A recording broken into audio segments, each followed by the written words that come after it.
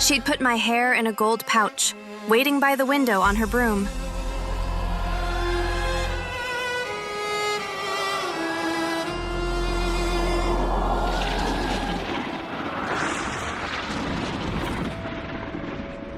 One day, as she was leaving, I asked, "If the world outside is truly so frightening, why do you always choose to stay out there?" She lowered her broom and froze right where she stood. Her eyes were just fixed on me. She didn't look angry, actually. She just slowly approached me. Somehow, her words pierced my heart like a thorn. I'm out there for you, not me. I risk myself to protect you because I am your mother. No one in this world values you more than I do.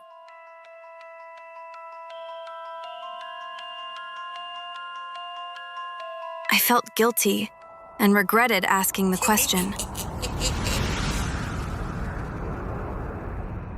As I wondered who will protect me, I saw tiny eyes nearby. Though scared, I bravely stepped closer. Fear is here, but I stay. Dreams hiding deep, I must stay. The light will shine again, I'll be stay. La la la la la la la la la. La la la la la la la la. Sweet sugar glider, tiny flyer, sky rider. Feel the wind, it's so high. Wish that I could just fly with you.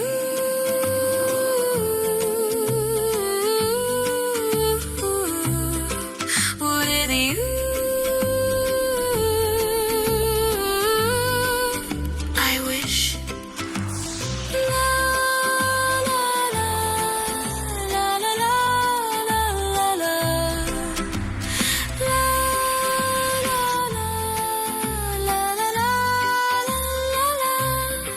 With you, I wish.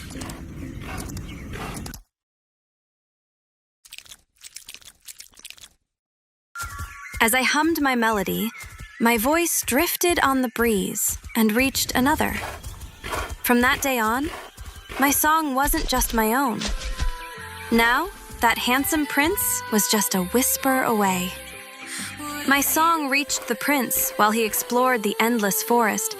He rode swiftly to the voice he adored. He found my hidden tower. I was at the window, a lonely flower, braiding my hair as my sugar glider trying to laugh me. Ah, what's such a beautiful girl doing alone up there?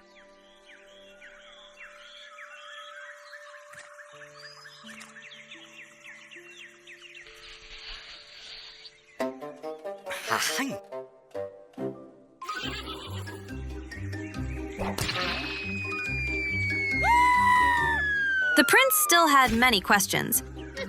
Luckily, he was stubborn and brave. He tried many ways to climb the tower, but failed. But he knew that sometimes trying too hard hides the solution.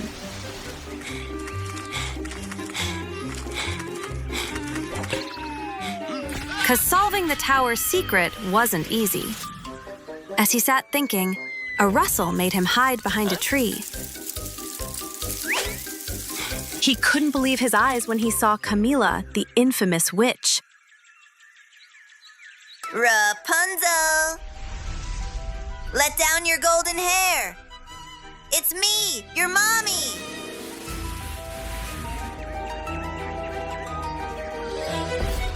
What? That big nose. That awful smile. Her mommy? As always, Camilla climbed my hair and entered the window. No way. You're kidding. She climbed her hair. Of course I wasn't joking. What would he say if he knew that I could use my hair as a swing, a soft pillow to sleep on, a gentle fan to cool myself, or even a stick to reach the books placed high above? But there was no time to think about that now. I had to hide my sugar glider from Camila.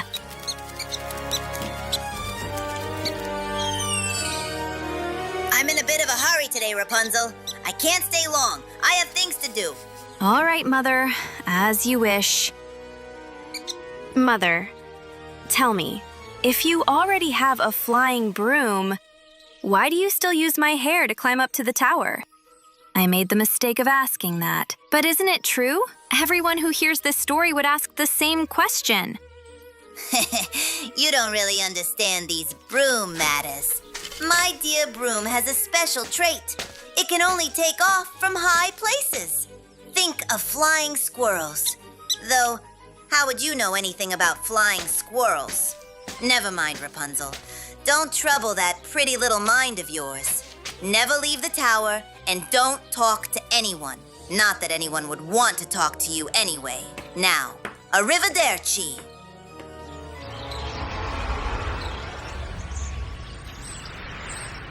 That was a close one. Even my sugar glider let out a sigh of relief when Camila left. The next morning, before the sun had even touched the stone walls of the tower, I woke up again to the same voice. Rapunzel, let down your golden hair. I'm here, your mother. Without thinking, I got up and let my hair fall down from the window.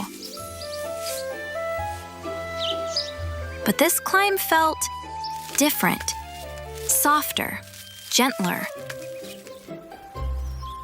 My hair wasn't being pulled harshly. I was surprised.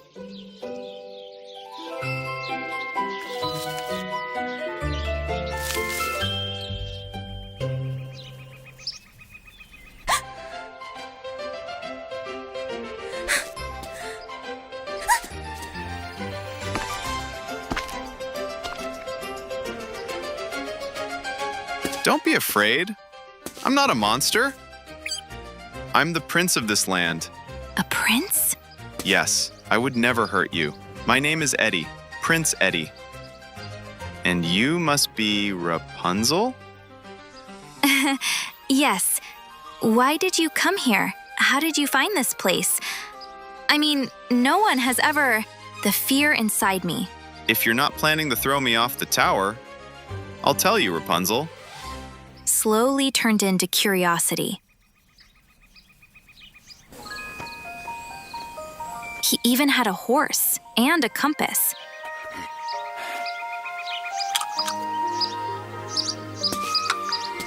But he found his way mainly because of my song. When he asked me why I lived here, I didn't know what to say. Because there are terrible things outside, I blurted out. Well, at that time it was true. Bad? No. Outside, there are wheat fields as golden as your hair. Let me see. Oh, yes. Your fan is nice, but you should feel the wind outside. And those clouds you only see from your window? Sometimes, because of them, you get caught in the rain outside. You get wet, but believe me, you like it. Because after every rain, the sun always comes out. I see you have many books. They're all beautiful. But do you think there aren't more like these outside? There are even more. A neighbor's greeting, the laughter of children, a shopkeeper saying welcome, the chirping of birds, the crowing of a rooster, even the rustle of thin bushes, they all give you beautiful lines. Out there, in the place you call so terrible, if only you knew what stories are written, what lives are lived. Come on, let me take you away from here. Let's discover the outside. Let's discover life together. It won't be the same without you, Rapunzel. I don't want to tell you what freedom feels like. I want to show you. But what about dragons? Do they have shops too? Not exactly. I have a plan. He was talking about freedom. If I didn't take this risk now, courage would remain only in the books I read. I'm listening. Tell me. Come. Every time I come to you, I'll bring pieces of fabric, velvet, tulle, whatever I can find, and you will carefully sew them together. In the end, we'll have a rope long enough to get you down from here. So this tiny needle will be the key to my freedom. Is that it? Yes, Rapunzel, but we must be careful. Camila must never notice this.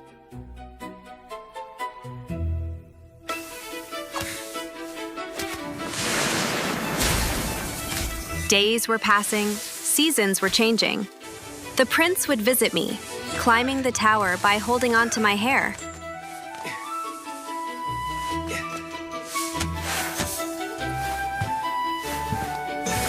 Then, thinking it hurt me, he would gently comb my hair. Each time he came, he really did bring different pieces of fabric. We were very careful. Not even once had we been caught by Camila. At night, I would secretly wake up with my sugar glider, light our little lamp, and sew. Here, Rapunzel. This is the last piece of fabric. That night, I sewed the last piece, the one with the Rapunzel flower pattern, onto the rope. The prince went down excitedly to check its length. Everything was dark, silent. My glider was watching around. I let the rope fall down from the window and, bingo, the last piece of fabric finally touched the prince's hands. Nothing else. In my world, I've tried so hard in so many ways. I used to breathe behind gold gates of what was gone. In my world, I'm reaching out to what is true and telling it now to no one but you. I found it there, the missing part inside my heart. In my world, I thought someone would care for me before I knew.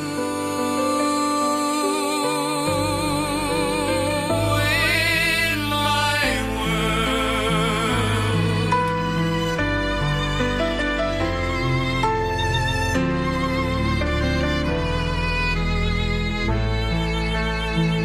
we did it! Things have changed. We're close enough to end the game, just like the stories always end. A happy end in our world.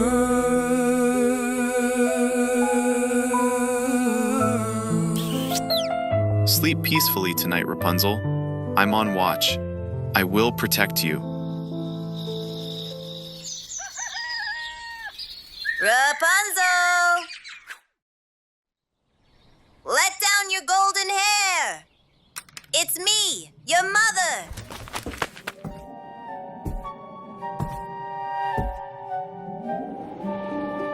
What is that smell in here again? Like floral perfume? Something hideous? What is this? Oh, well, it's that flower crown you brought me once.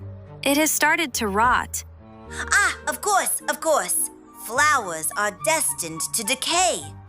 Not really. But anyway, Camila said it was very dark today, so she wanted me to light the night lamp even in daylight. But that was impossible.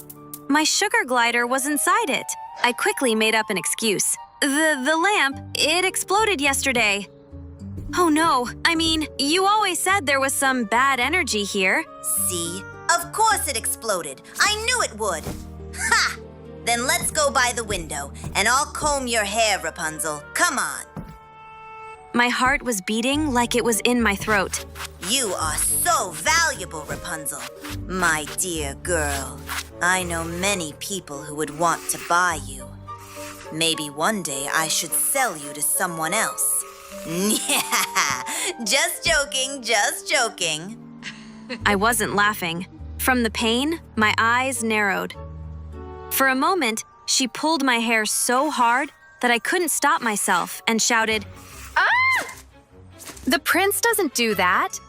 He treats me more gently." What did you say? What did I say? I mean, books.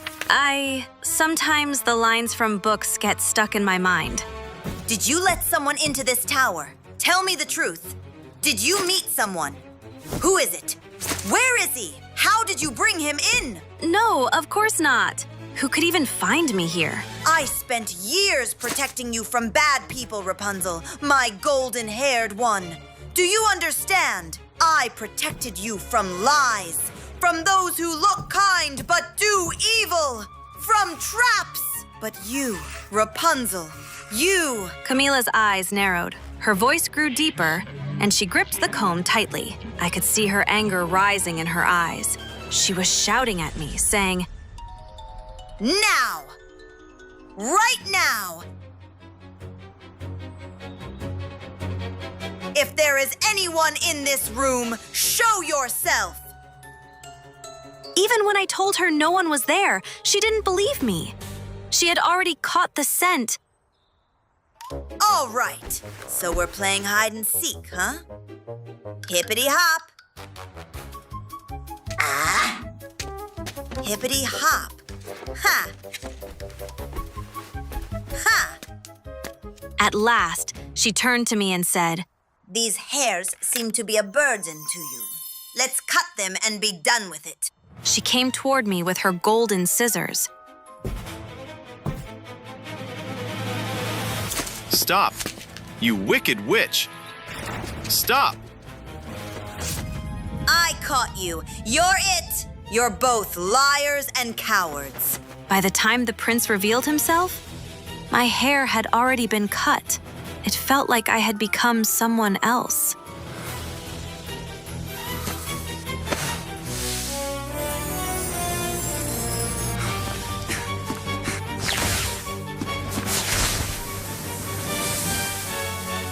Don't, Eddie.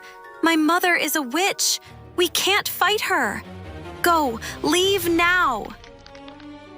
And she is her mother's daughter. Rapunzel is the daughter of a witch. Get out of here. Her words did not shake the prince. We wanted to escape as soon as possible, to reach freedom, but at that moment, my eyes fell on my hair, lying cut on the ground. Rapunzel, what are you doing? We have no other choice.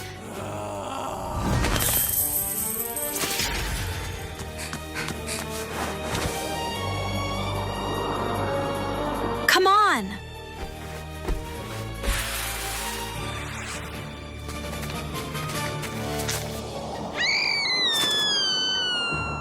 I was surprised that my hair was strong enough to carry both of us at the same time. But then, a part of it snapped and fell down. At that moment, the prince pressed his feet firmly against the castle wall. And I, for the first time, I was touching those walls from the outside. Come on, Rapunzel. I didn't know what to be more amazed at, seeing a horse up close for the first time, or riding on it at full speed. The forest I had watched from above for years. Now I was inside it, even though the prince warned me. Don't look back! I couldn't stop myself. Scissors can't cut my courage. Scissors can't cut my soul. No matter what they do to me, I'll never lose in control. I used to believe what she told me, that I was too weak to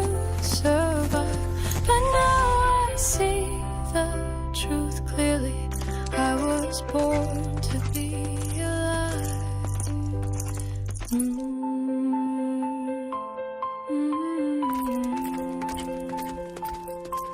Born to be alive, alive. And at last, just like in the fairy tales I had read, a magnificent palace appeared before me. Its grand, shining doors, decorated with delicate details, opened for us. It was so vast inside that every step I took echoed. I could read the history of the land from its walls. Soon, we found ourselves before the king and queen of the kingdom. They were Prince Eddie's family.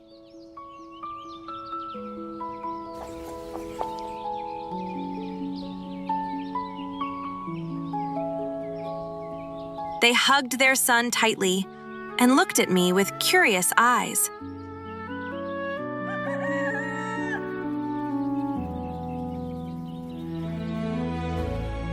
When morning came, a delicious smell reached my nose. I followed it and found myself in the palace's great kitchen. Copper pots were bubbling and cooks were rushing everywhere. There, I saw a basket full of small, red tomatoes. Just as I reached out to take one, an old chef stepped in front of me. Hey! Wait a moment. These are not ordinary tomatoes. They are rock-grown tomatoes, only for the nobles of the palace. Rock-grown tomatoes. These tomatoes grow only on the high rocky cliffs of the north, by an old couple. It is not easy to grow them there. It is hard work. They do not turn red until the sun kisses them. That is why they are not served to anyone except the nobles, young lady. They do not turn red until the sun kisses them. Without knowing, the old chef had taken me back to my most precious memories. For a moment, two faint faces appeared in my mind, wearing straw hats, gently swaying under the sun, smiling at me. That small tomato had awakened a great story I had forgotten deep in my heart. I could not wait any longer. With Prince Eddie, we rode like the wind toward those cliffs. The sun spread over the high rocks like gold. From afar, we could already see the small tomatoes shining on the ground. And the ones picking them, truly two people with straw hats. They were my mother and my father. They had noticed us. They looked at us with wary and curious eyes. At first, they kept their distance, thinking we were strangers. My father spoke with anger. Who are you? What are you doing here? This is not a place just anyone can come. Even though I longed to run into their arms, I didn't want to frighten them. I know, tomatoes do not turn red until the sun kisses them. What did you say?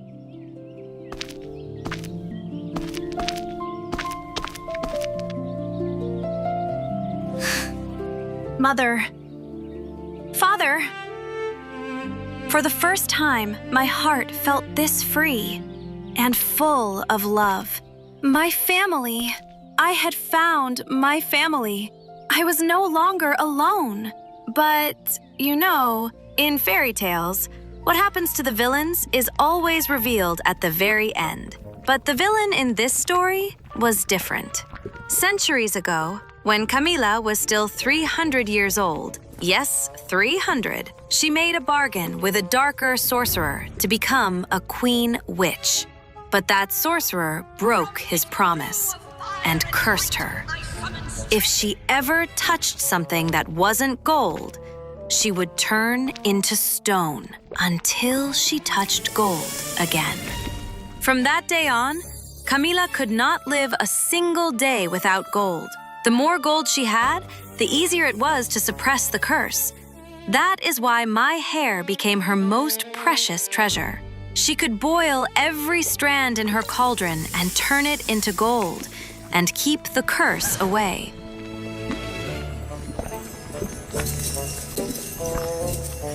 But when she cut it, she also brought her own end.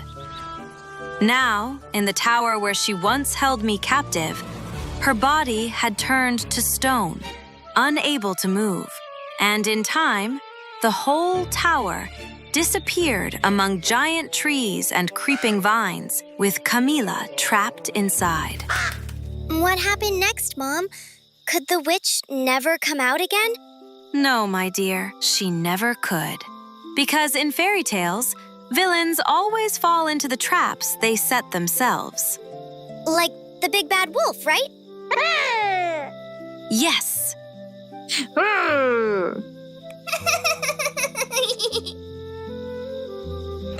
All right, little one, time to sleep. She stayed up even later tonight. She's growing. She'll sleep less often, but longer now. Yes. And that was my story. The years in the tower taught me freedom, Witch Camila taught me fear. Prince Eddie taught me courage. Family taught me love. And the baby taught me hope. And the most valuable thing I learned from this story, woven with courage by a lost princess, was that every ending is a new beginning. But tell me, was it all just a fairy tale? Or did I truly live through all of it? Are the rock-grown tomatoes still waiting for the sun's kiss? Is my sugar glider still flying in the forest? The answer is with you, because if you believe, then everything becomes real.